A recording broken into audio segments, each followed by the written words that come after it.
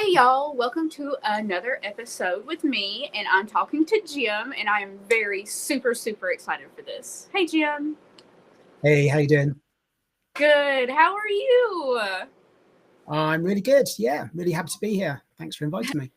Very happy to be here. I'm super excited to talk to you about, I don't know, pretty much everything. But of course, the first thing I want to ask about is tell us about some of your new or newer books that you have out. Sure. So my newest book, which is coming out next week, is called The Voyeur. It's something a little bit different. Hold it up here. That's it there. I seen that cover on Facebook recently, and I was like, oh, it just looks so good. So it's kind of moving away slightly from horror in this one, in so much as it's like a cross between Eyes Wide Shut and Caroline Kempner's You. So Oh, kind of stalkery, but there's the idea is that you kind of are feeling for the protagonist and understanding why he's doing what he's doing. So it's kind of horror elements in the, no one likes to be watched. No one likes that sort of, that eeriness of not understanding why someone's doing what they're doing. So it is there's still, horrifying. yeah. So I guess I like to explore how people are a little bit more rather than kind of monsters and, that type of thing. I always think that people are more scary than anything else. So Yes. Like character development. two of my favorite things is isolation horror and then like the evil of man type horror, because that gets a little bit more scary. Like if it's paranormal or supernatural or a monster, sometimes you're just like, what can I do? Nothing. But if it's a person, that's different, you know? Yeah, I mean, kind of, monsters, legends, and things like that never really bother me so much. I find them intriguing, and I'm fascinated by them. But it's things like true crime, serial killers, and the things that could happen to everyday people. That's what I find. Yes. The ones where it's like the person has done absolutely nothing wrong to catch the attention of this person. And it's like, man, there was nothing you could do. And that's terrifying to me. Yeah. But I also like to explore the motivations of the people on why they're doing it. So I'm really into the backgrounds of people, how they were brought up, what makes them do what they do. And sometimes there isn't always a reason. So it's nice to explore the whole kind of spectrum of that. Do you plan on going forward and doing more books like that? Or what do you think you're going to go to next? I know I've talked to a lot of authors here lately that are just doing the craziest things they've always wanted to do. So I like to ask. I mean, I've written 20 books in total. I like horror. I like crime. Most of my books very much go down the middle route of them. So, I like people like Dean Koontz who, goes on both sides of that. And, really the exploration of people, crime, horror, that sort of thing is what I enjoy doing. It makes it really difficult to market because, my horror readers prefer the horror books and my crime readers prefer the crime books. And trying to keep everyone happy is never easy. But, I come up with an idea and I just go with it. That's what I've always done. I write the books that I want to read and just hope that other people want to read them too. I think that's a really good idea. And I completely understand the down the middle type thing. I'm one of the people that I love the horror, crime, detective, thriller whole area. I love it together. And when I'm recommending books, I'll recommend something. Somebody's like, that's not horror. And I was like, but it is really. But no, definitely get people that are just like horror, just crime. And it's hard to mix those together sometimes. But no, yeah, good. I mean, I love it though. I need more of it. Well, my daily job is as a business analyst. So I basically problem solve. So I like to kind of put that into books. So I like whodunits, but I like to do it on more of a macabre, more of the alternative, and really look at things from a different aspect that other people haven't looked at before. Because often whodunits are very much kind of cozy. and there's nothing too extreme about them. But I like to You kind know of, what's going to happen, basically, because it's just, I yeah, love them. Don't get me wrong. One of my favorite things, but you already know what's happening. It's fun when you get one that kind of just shocks you or jerks you around and you're like, yes, finally. yeah. I mean, like you say, the cozy ones are great as like palate cleansers and things like that. And I like to go, like I will read the odd splatterpunk book, but I can't read many of them. So, I like to dip in and out of those. I like to go with just general fiction sometimes. I like comedy. I like to kind of bring it all in. My influences come from quite a wide range. So I'm also writing at the moment Little Miss Evil 3. So it's the final trilogy book. Oh, It's taken a little while for me to kind of get round to writing this one. But I think because I struggle with this is the first time I've done a real series. And it's bringing in the whole of that series of the same location, making it similar but completely different. And so I've had so many different ideas of what I wanted to do with the third one that I've kind of kept thinking about it and then parking it, and then thinking about it and then parking it. So I finally got onto it because, well, cats kind of got to the point of when we're at like conventions and selling books and stuff, of me saying, this is Little Miss Evil. Here's 1 and 2. There is a third one coming, but I haven't written it yet. So like we need to get the third one written so I can then sell all of them together and kind of market them properly. So that's another one that I've enjoyed doing.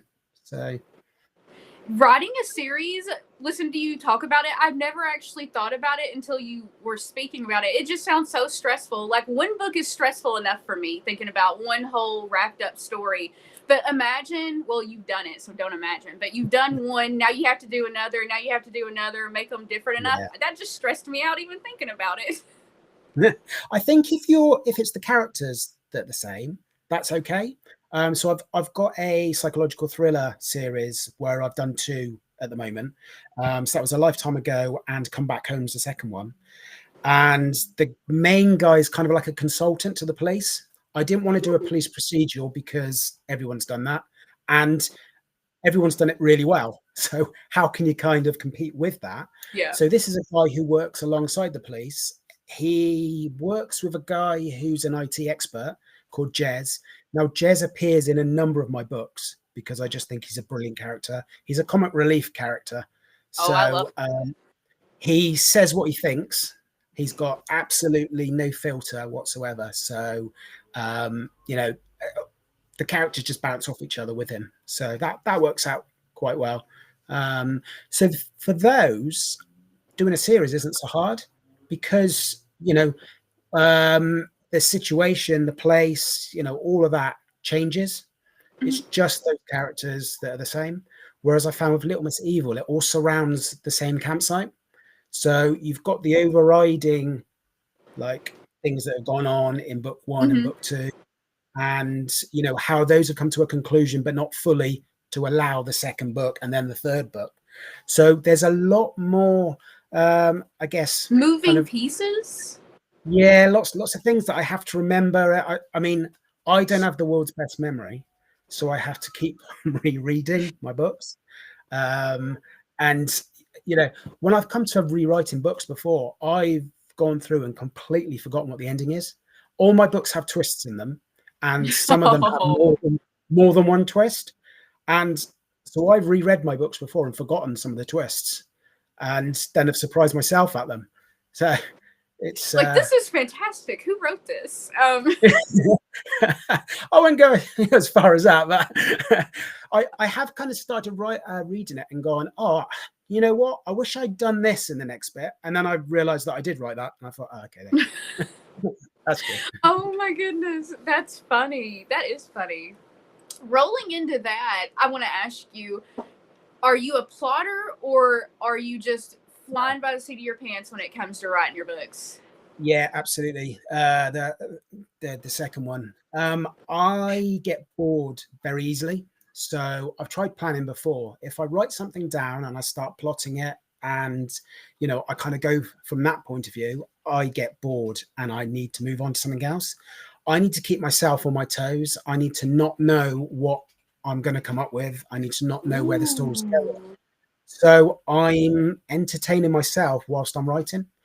It means that a 400 or 300, 400 page book, actually, I've written probably 800 pages and have had to cut down, because I'll start off in one direction and then I'll get an idea and I will add another character and I have to rethread back through to put it together. And so there's a lot of that goes on. But, for any new aspiring writer, I would say, plot and write down your characters, write the motivations, write where your story's going. But that doesn't work for everyone. For me, it doesn't work. I need to keep myself on my toes. So for me, there's nothing more exciting than the first blank page. I will look at that and I will think, I have got so many, ways and places I can go with this. This could be anything. And I find that really exciting. As much as when you write the end and get to the end and then you feel, oh, I've done this, I'm happy with it. But yeah, that first page is just amazing for me because I have no idea where I'm going, and I will just start a scene and characters will move the story, and they will change the story for me. I will have an idea of where I think it's going to go, and writing a character, I get into that character and they will then change that. And so I quite like that as well, that the characters almost drive the story for me.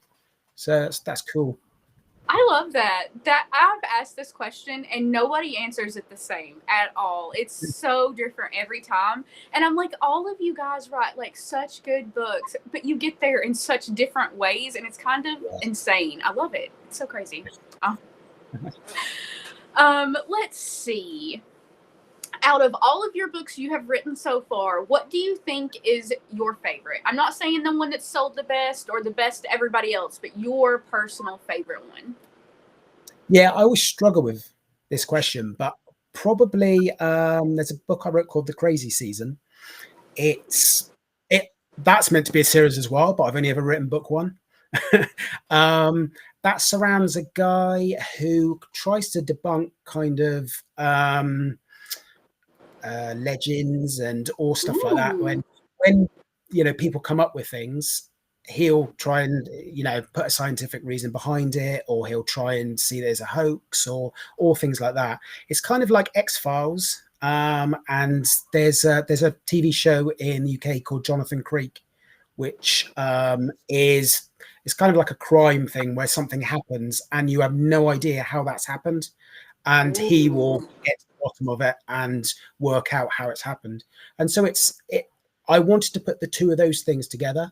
So again, it's another book that kind of really goes along the line of horror as well as kind of a mystery, and it goes the full spectrum.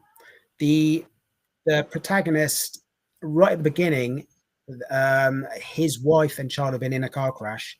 His child died and his wife is in a coma, and for the whole of the book she's in a coma. So he's back and forth at her bedside, but he's also trying to look into this case of a load of people who keep committing suicide in a small town, and they don't know why. So yeah, it's a whole load of emotions in it, and it's probably the only one of my books where I got a bit choked up actually writing some of the bits on it, because you kind of get so much kind of into the characters. So for me, it works really well. But there's also some really comedic aspects as well that I enjoyed. So I feel just the way it brings up a whole load of emotions. Well, I'm sold, and I believe that's getting moved up to my list. It sounds so good. That sounds so good. You described it well as too. I know a ton of people that love the X-Files that will be zooming in on this. And I also have to look up that TV show because I'm a sucker for anything like that myself. It is. It's really good. It's a few years old now, but there's about 6 or 7 series of it, I think. So it's well worth checking out. Ooh, I will definitely check that out. I love stuff like that. Let's see. If you could write in any genre that you haven't specifically already written into, what do you think it would be? Like just anything, just purely for you. Or do you have one? Are you doing what you already want to do? Because that is a thing too. One of, I guess, my most favorite, I've written one book in it, and it's called Just South of Heaven, and it's a comedy crime. Ooh, And okay. I don't need to think about it. I can just write it. It's I think there's an author is Carl Hyson. From Florida. And there's Tim Dorsey, and they write a similar kind of a crime, and it's like stupid things that happen. So in this one, you've got a hitman who has narcolepsy. So every time he gets someone in his sight, he just falls asleep. So it's really silly things like that. But the plot actually surrounds a guy who meets a woman out, comes back, and she ends up stealing his pet goldfish called Scaly Dave. And she sends a ransom note telling him he has to get this antique pocket watch back for him, and in order to get Scaly Dave back. So he just ends up in this madcap caper, and the lead guy is called Caper. And I've actually written it as Caper Juggins. That's what his name is. So it's not under my name, it's under Caper Juggins. And I just really enjoyed it. It's just stupid, senseless, and I love stuff like that too. it's my own stupid sense of humor. And it's like Lock, Stock, and Two Smoking Barrels mixed with The Hangover. So if Oh, okay, you think of gotcha. those sort of things, it's just madcap humor, and it I will I definitely add find this too. I find that really easy to write. I just crack on with it, and but that is really hard to market, mainly because people don't have the same sense of humor as me. So Yeah, that is true. That is true. I see so many like funny things like that, or Sean McDonough's little skit videos he does, and I think they're hilarious. I will cackle all day long, and I'm like, why is this not viral yet? Why does not everyone think this is as hilarious as I do? yeah, So definitely understand that. Oh, goodness. and Let's. that's meant to be part of the series as well. So I've already got the outline of book 2 on that, um, and Ooh. which is called Missing Miss Legolas, which is about a blue movie star who's got one leg who goes missing, and they're trying to find her. And you've got like a guy who's dressed as a clown who actually retired from the circus years ago, but still gets up and puts the clown makeup on every day. But you just got characters like that. But Hilarious. you know, obviously writing a book each time takes a long time. So you are influenced as much as you don't like to be. You're influenced by sales on your books, what people are saying, what they Of want. course. And so these ideas, I might really enjoy doing them, but actually I have to think with my time, how much, and I'm, working full Gotta time as well. prioritize. Yeah, you have to, I have to think about this. So I do definitely want to do Missing Miss Legolas at some point, but we'll see, because I think that's more for me than anyone else. Well, I guess that just means all of us are going to have to start buying all of your books. So now you have more time to write those. So we That's got to it, figure that exactly. out. I like it. Yep. Let's see. So you've talked a lot about your different books and everything. I need to know where the inspiration comes from. Like, what are your book or movie role models that were like, hey, this is so cool that I want to do what I'm doing now? I mean, when I was younger, I used to pick up. Well, I used to go to the bookshop and see the likes of Joel Lansdale and pick his books up, and I just thought they were fantastic.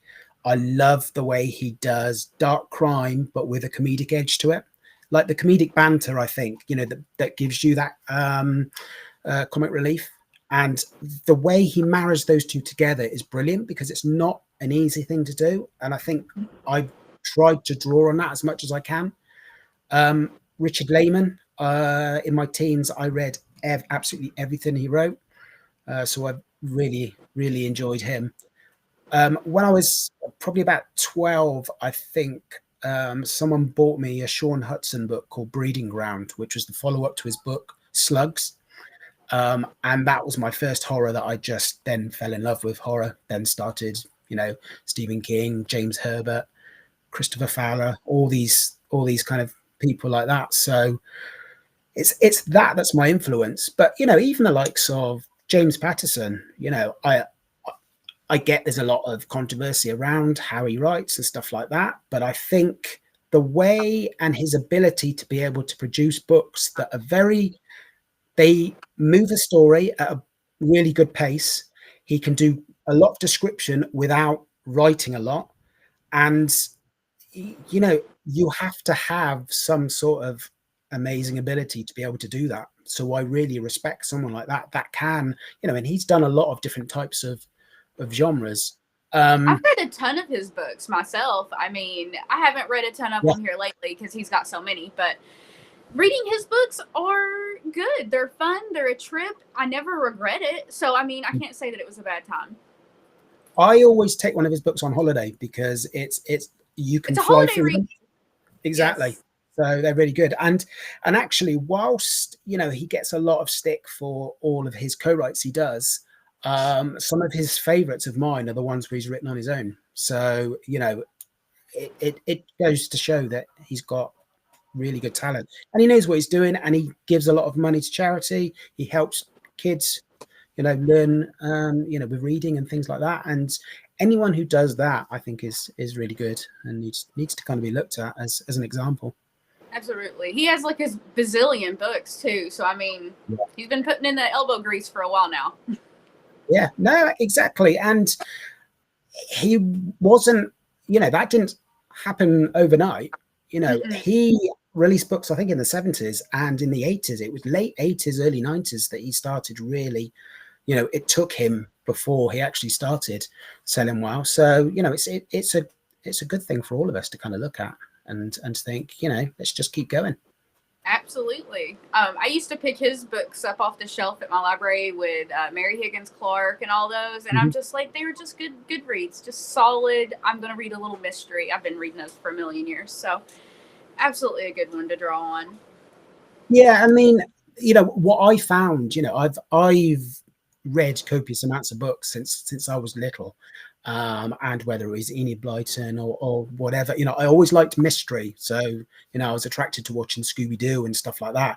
Anything that involved gangs that solved, mysteries just drew me.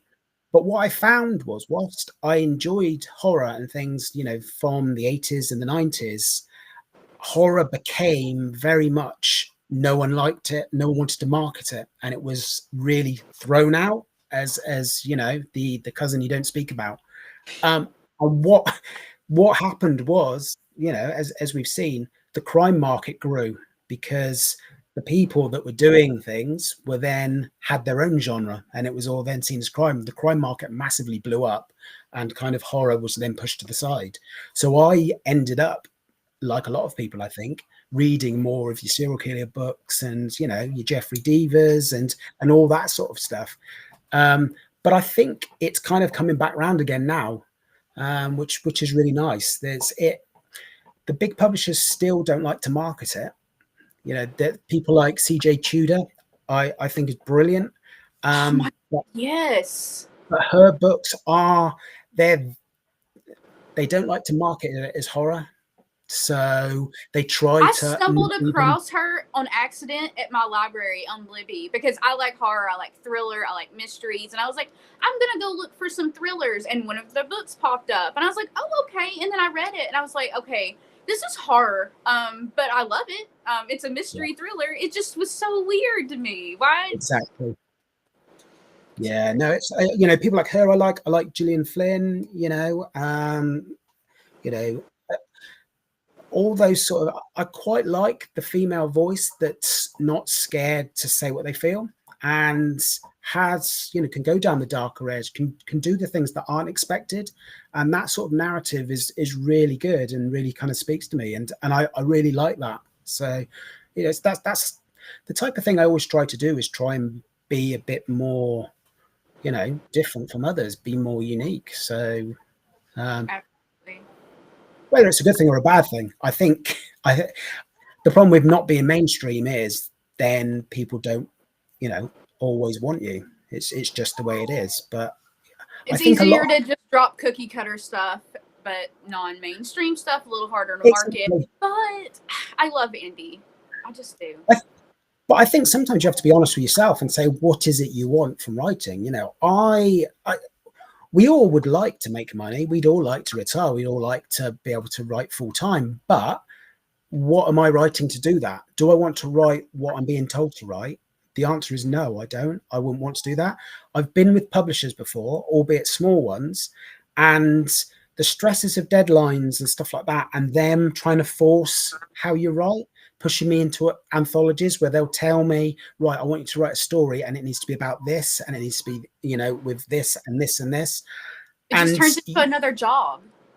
I'm not, yeah. And that's not what I want to do. That crushes my creativity and I can't do that. I like to be completely free and just write what I want to write. That's why we're authors a lot of the times. That's the whole fun of being a creative, I think, doing it because Absolutely. This is what you want to write. Otherwise, you're just doing the cookie cutter thing, and anybody can do that. Well, yeah. Most people. Let's see. I know I asked this question, it's always 50-50, but are you big into horror, like movies and TV shows, or no? Yes. What yeah, kind? massively. What you watching? I like to pick everybody's brain, even the old stuff. I am always looking for more horror stuff to watch, and I'm sure everybody else is as well. I'm a big Friday the 13th fan. Anything that's set in campsites with slashers, I will watch them all. I like the things like the paranormal activity stuff, so found footage. I like all that. Ooh. Pretty much, I like all horror. Really, I will watch everything. But those are probably my favorite ones. Spookier ones, things that make you jump, that sort of thing. Rather, not so fussed about gore stuff. I can give or take. I remember and love the 80s. Those sort of horror ones where it was just madcap, absolutely, had comedy in it, and it was just big and brash and everything like that. Whereas, everything's kind of cut back a little bit now. But anything really that will scare you. It seems here lately, or recently, horror's actually getting a boost up because you know how you used to go to like TV show streaming services, library apps, and you would go to look at the subjects and horror was never an option. You had to dig in to get to it. Now it's right there. And now I've got like 1 million horror TV shows. Well, not 1 million. I need more. But there's just so many more coming out. I've been like The Blank Spot, The Black Spot, Bedlam, Squid Games, like all this stuff. Just so... It's exciting time, I think, right now. Horror's getting the makeover it's needed. Well, we've got cards to our local cinema, so you pay monthly amount and you get to go then technically for free, but you're obviously paying. But once a month they do a secret screening, so it's a horror movie that hasn't come out yet, and I absolutely love that because you don't know what you're going to see, but you haven't seen it, so cool. You just go and sit there, wait for it to kind of come through, and that's really good. So that once again shows that horror has had a bit of a resurgence because they're doing then on top of that, the conventions and everything, the signings, because I used to see, you would see a book signing at a Barnes and Noble or something else, and it would just be like, the romance author of the moment or a fantasy author, but it would be more high fantasy. Now you have horror authors that are popping up at these stores, and I'm obsessed with it. It's so cool. Tell me the places you've been going to. Well, I mean, so obviously we've got the indie horror chapter, and that started because of myself and Phil. We were in one of the Facebook groups, and someone, I think, just wrote a post about where people came from. And I was looking down at it and I was thinking, there are so many UK horror authors, and I've not even heard of them. So, and they wouldn't have heard of me, most likely. So we're all working on our own little silos, on our own, bashing away, trying to get books out, trying to be seen, trying to be heard. Why don't we all just get together? And I spoke to Phil, and I didn't even know Phil then. So I just sent him a message. We started chatting, and I said, why don't we get a group together? So we had like the British Authors horror authors group. We all got together, and then we were thinking about conventions and all things like that. And then that's when the indie horror chapter kind of came together.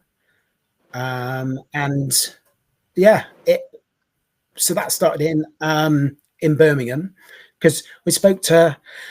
The thing was, neither Phil or myself wanted to actually put things together. We're authors. Just the idea. We sit behind computers. We come up with ideas, and what do we do? Then Trish came along, and Trish was like, "Oh, this is brilliant. Yeah, I'd love to do this." And Trish has just She's a freaking wizard, by the way. Trish is. She is just, yeah. She's a cross between someone that we really love and we're really scared of, and and that works really well. She just gets things done, and she does it at such a good quality. And for the events that she's put together, she months and months and months in advance, she checks them all out, and she doesn't just go online. She goes to these places, she goes to the cities, she goes around venues, she finds what is best. She actually cares, and it shows, in my opinion. I'm clearly in the US and don't get to go to this, and I have so much FOMO right now, yeah.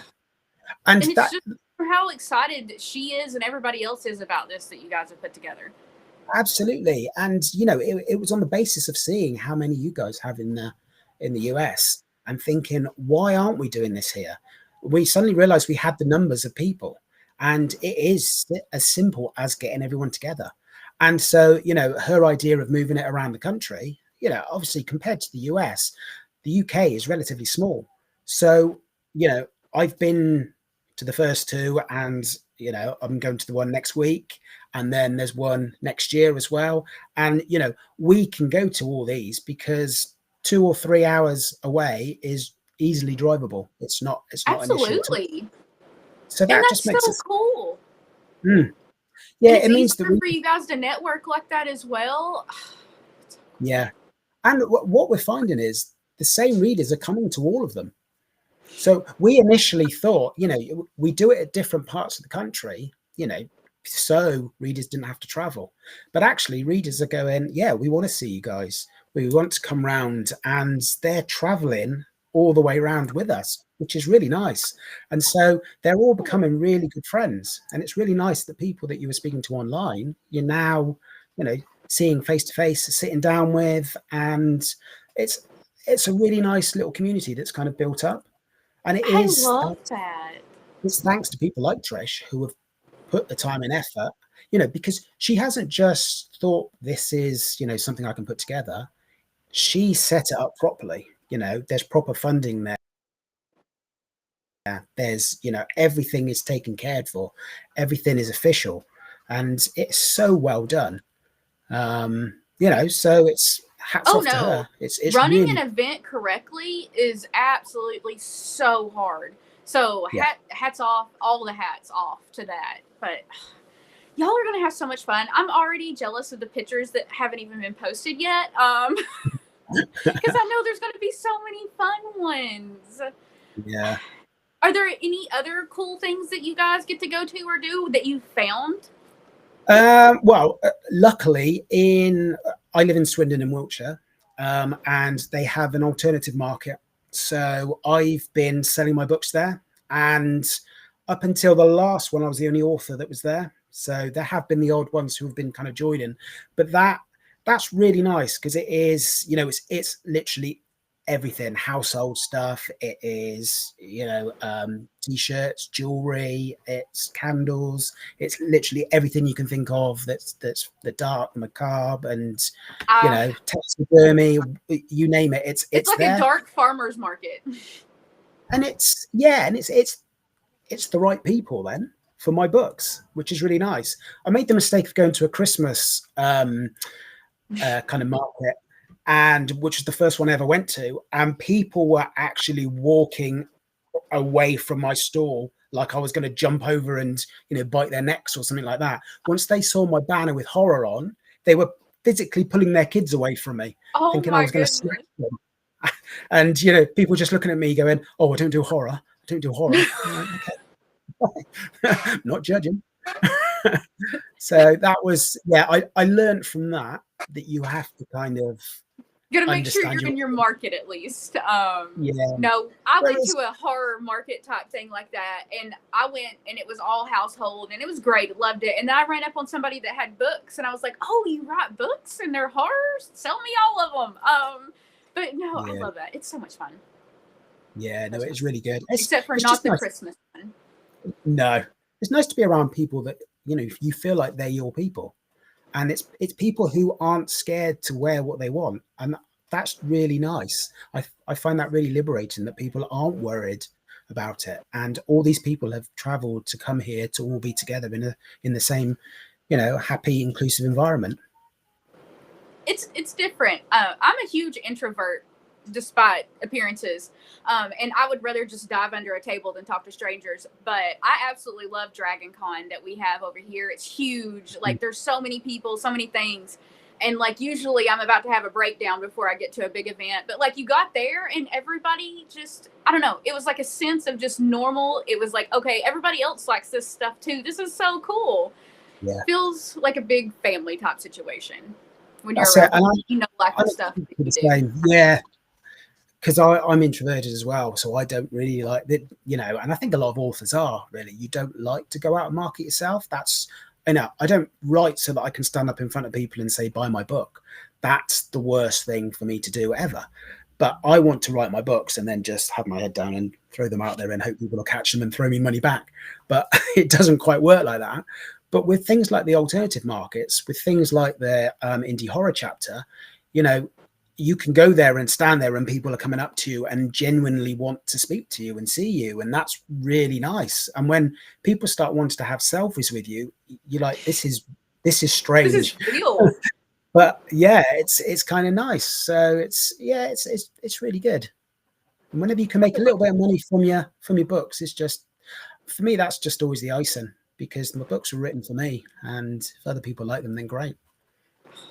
I love that too. That's a nice thing to think of. That's wonderful. Um, let's see. Are there any other groups that you like to be in, that you're active in, or anything like that that you want to talk about? Um, I don't know. I mean, one thing I did do a few years back was I had my own publisher. It was pretty much, so it was a non-profit. What it was aimed at was people who were either really new to writing, or who had problems with publishers. I got a group of people together, and it was pure. Everyone was, it was all for free. Everyone just gave their time. I had an editor. We had a cover designer. We had admin. We had a website. It was all this sort. It was just a place where people could, where they were, I guess, lacking in confidence. They, either because they were new, they really had no idea how to start. They were just like, I've written a book. What do I do with it? Or it was people that had said, right, I've had this book. I'm no longer with the publisher. They treat me really bad and this and that. And I would say, okay, I'll just help you. And so under Question Mark Press, we'd re-release them. And all it was, they'd have Question Mark Press on them, but they would self-publish it. So they got all of the royalties. I didn't get any of the royalties at all, because that's wasn't what it's about. It's all about helping people, and it's all pay it forward. So we did that for about 3 years, I think it was. But weirdly, it's like a lot of things that I found. Every time I've tried to help people, you find negative, because people are cynical. And people are saying, what are you trying to get out of this? And you're like, I'm not. And if people want to do something in return, I always say, help another author. Find someone else who's new. Just help them in any way you can. That's how you should help people, because once you start helping people to get things in return, that takes it away from what you're doing. That makes And me so sad. When you were describing it, I'm like, it's like a community center where you go, yeah, you get your help, it's in and out. And then most community centers, you don't pay anything, and all you do is pay forward your time to somebody else to help them. Like, so Yeah. nice. But the really positive and the good thing about it is there's probably about 5 authors who went on to bigger, better things. They've gone on to big publishers. Some of them are actually writing full time now, and they just needed that boost of confidence. And that is really, really nice to see that. The negatives are other people who didn't sell books as much and then would blame me for that, like it was my fault. But it's it's difficult with all these things. But it was really nice. I enjoyed doing it. I had people ask me to, why don't you turn it into, making money out of it and things like that. And That wasn't the I point of it. I didn't want the hassle of that, because for me, your relationship with the author changes. You then see them as a product to make money from. And I didn't want that. They were friends and they were people that I'd seen with hard times, and it was helping them get big. And, there was nothing better than taking someone on and seeing them suddenly selling more books than I was. And, and that was happening quite a lot. But that's not the point of it, because it's not competition. We're all, nobody writes the same. Everybody writes completely different. No two books are like another book.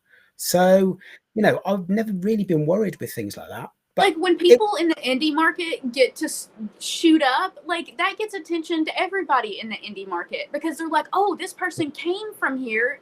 What other good stuff's there? And, success is good for everybody. yeah, no, absolutely. And I'm a reader. So I'm not just an author. I want to, discover new books, new authors. I want, and if they've written good books, I want to encourage them to write more books. It's we all help each other, and that's really what it's all about.